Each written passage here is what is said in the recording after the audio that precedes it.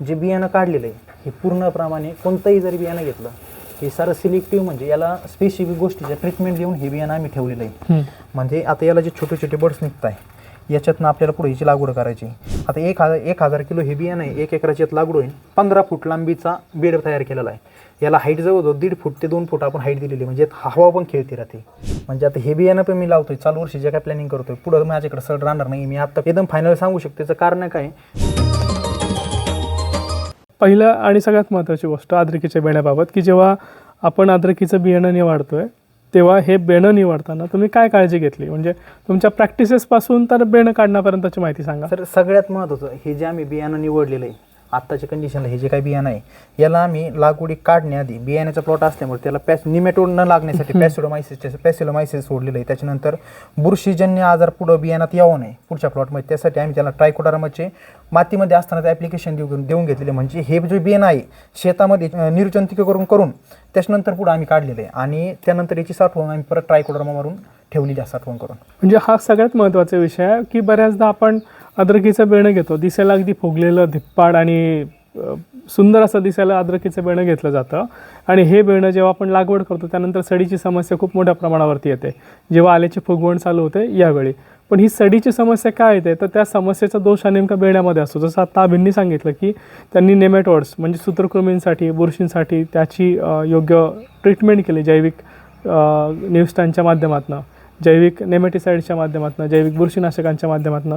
तर जेव्हा फुगवण होण्याची काळ सुरू होतो त्यावेळी नेमॅटोड्स काय करतात, मुळं जी आहेत ही मुळं ब्लॉक करतात, त्यातनं पोषण जे अद्रकीसाठी जाणार आहे हे थांबवतात, ते स्वतःसाठी वापरतात. यामुळे काय होतं, जेव्हा वाढीचा काळ असतो ह्या वाढीच्या काळामध्ये नेमॅटोड्स ही मुळं ब्लॉक करतात, ज्याच्यामुळे योग्य प्रकारे अद्रकीचं पोषण होत नाही. त्याच्यामुळे जो स्ट्रेस येतो याच्यामुळे फिजिकल डॅमेज सुरू होतो आणि त्याच वेळी रोगप्रतिकारक क्षमता कमी झाल्यामुळे बुरशीजन्य गोष्टींचा प्रादुर्भाव देखील वाढतो आणि मग अशा प्रकारे अद्रकीची सड सुरू होते. ह्या सडीपासून जर वाचायचं असेल तर आपल्याला बियाणं निवडताना योग्य काळजी घेणं गरजेचं आहे. योग्य प्रकारचं योग्य पद्धतीचं बियाणं निवडणं गरजेचं आहे. तुम्हाला जर योग्य पद्धतीचं बियाणं निवडायचं असेल तर बायमीच्या प्रयोगशाळेमध्ये तुम्हाला बेण्याची तपासणी करून मिळते.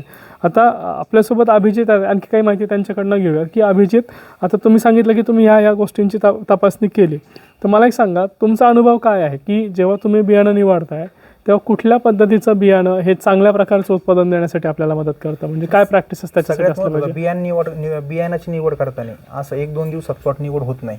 सुरुवातीपासून ज्या प्लॉटला सडीचा काही प्रादुर्भाव नाही, बुरशी लागलेली नाही किंवा कंद कुचकुडत नाही तो प्लॉट घ्यावा लागतो. त्याच्यानंतर सगळ्यात महत्त्वाचं हा जो प्लॉट आहे ह्या प्लॉटला कुठं निमॅटोड होता पाहिला की नव्हता, प्लॉटची ग्रोथ थांबलेली होती नाही, ह्या साऱ्या गोष्टी लक्षात घेऊन त्यानंतर आम्ही ह्या प्लॉटचं बियाणं काढलेलं आहे आणि याला पूर्ण आम्ही निमॅटोडसाठी ट्रीटमेंट दिलेली, कंदकुचीसाठी ट्रीटमेंट आधी दिलेली, त्याच्यानंतर बुरशीसाठीची पण ट्रीटमेंट आम्ही आधी दिलेली. म्हणजे ज्या वर्षी हे बियाणं आम्ही परत पुढं लावतो रिपीट त्याला कोणतीही अडचण येत नाही. येतो हे ज्या ताबी सांगतात हे बियाणं आपण आपल्या प्रयोगशाळेमध्ये तपासलं आहे आणि प्रयोगशाळेमध्ये जेव्हा तपासलं त्या प्रयोगशाळेमध्ये तपासलेल्या बियाण्यामध्ये ह्याच्यामध्ये ना नेमॅटोड आढळला ना बुरशीचं इन्फेक्शन आढळलं. आणि जेव्हा आपण अशा बियाण्याची लागवड करतो तेव्हा आपण निर्धास्त राहू शकतो. आणि सगळ्यात महत्त्व म्हणजे वातावरणाच्या बदलांशी आपल्याला जर लढायचं असेल त्याच्यासाठी आपल्याला निसर्गाची मदत घ्यायला लागते. निसर्गाची मदत म्हणजे जैवतंत्रज्ञान, म्हणजे जैविक निविष्ठा, जे बायोलॉजिकल फंजिसाइड्स आहेत ज्याच्यामध्ये ट्रायकोडर्मा आहे, त्याच्यामध्ये नेमॅटिसाइड्स म्हणजे पॅसिलोमायसिस आहे किंवा मायकोरायझासारखी बुरशी आहे. ह्या गोष्टींचा जर योग्य वापर केला तर अभि तुमचं काय म्हणणं आहे, तुम्हाला काय फरक जाणवला आहे मागच्या 3 ते 4 वर्षांमध्ये जेव्हा तुम्ही ह्या गोष्टींचा वापर तुमच्या शेतात सुरू केला आहे? सर सडा प्रकार आमच्याकडे नाही. म्हणजे आता हे बियाणं पण मी लावतोय चालू वर्षी जे काय प्लॅनिंग करतोय पुढं माझ्याकडे सड राहणार नाही. मी आत्ता कन्फर्म म्हणजे एकदम फायनल सांगू शकतो. त्याचं कारण काय, बियाणं पूर्ण सशक्त आहे आणि याला पूर्ण जैविक गोष्टींच्या ट्रीटमेंट गेलेलं आहे आणि याच्यातून पुढं नुकसान कोणतंच होणार नाही. कारण याची शाश्वती आम्ही मागं 3 वर्षापासून जे अनुभव घेतोय का ऑर्गॅनिक गोष्टींचा वापर केल्याच्यानंतर बुरशीनाशक ट्रायकोडर्मा झालं, सुडोबॅसिलस या गोष्टींचा स्प्रे घेतल्यामुळे काय होतं, प्लॉटची आपण जे म्हणतो का ग्रोथ कंटिन्यू चालू राहते आणि हानिकारक बुरशींच्या अडचणी न आल्यामुळे प्लॉटचं उत्पन्न पण चांगलं राहतं आहे आणि सगळ्यात मोठं नुकसान कुठं काही नाही आम्हाला.